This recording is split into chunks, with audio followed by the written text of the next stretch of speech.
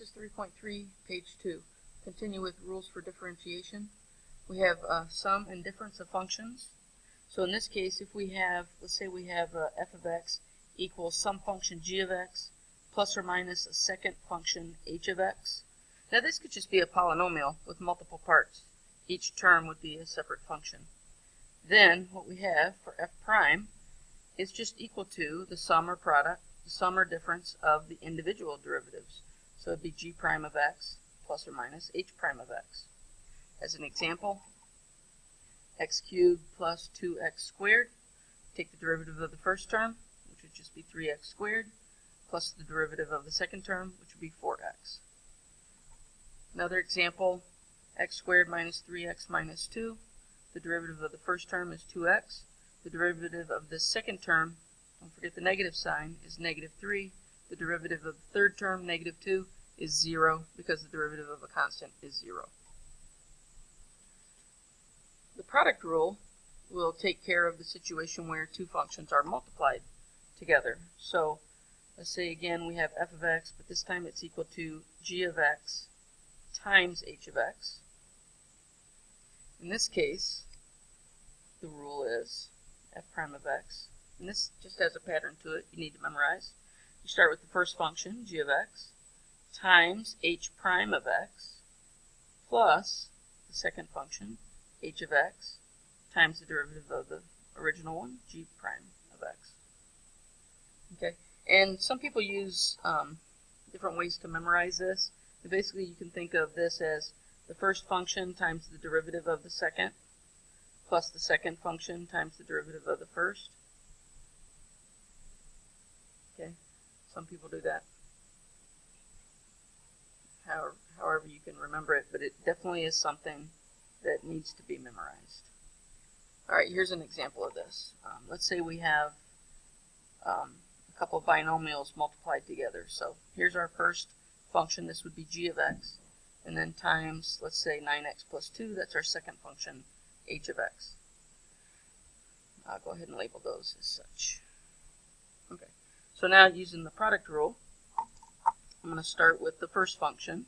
So 4x squared plus 3x times the derivative of the second one. Well, the derivative of this is just 9, plus, product rule is always plus, the second function, as is, 9x plus 2, times the derivative of the first function. So for that we get, 8x plus 3.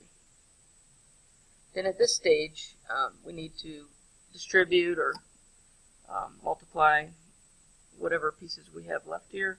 So I'm going to distribute the 9. I get 36x squared plus 27x.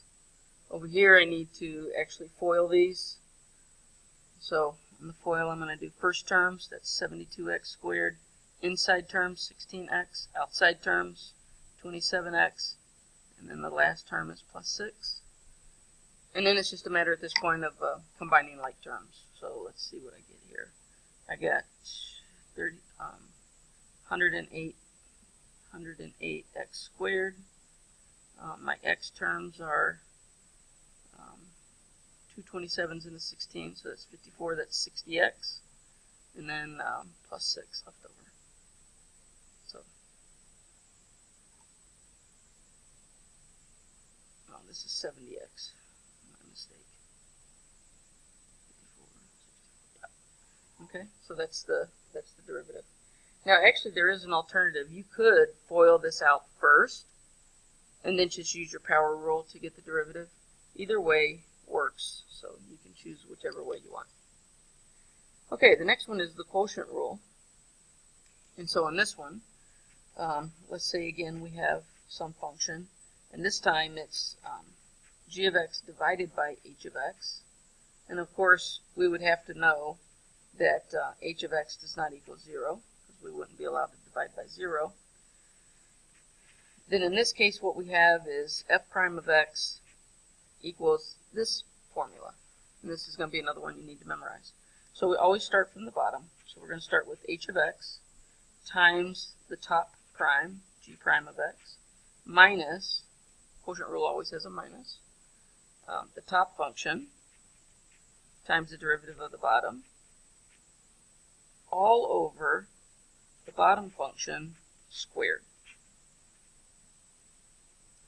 this needs to be memorized as well. But one thing I really want to point out that's very, very important is that that very first term, you always have to start with the bottom function.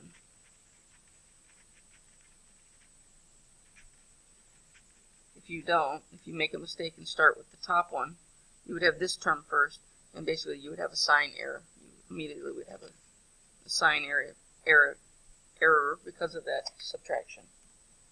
To memorize this, there's some acronyms and some fancy little sayings that go with this, but sometimes just what I do is I just think about the bottom times the derivative of the top minus the top times the derivative of the bottom all over the bottom squared. If you think through that every time you do a problem, you should be fine.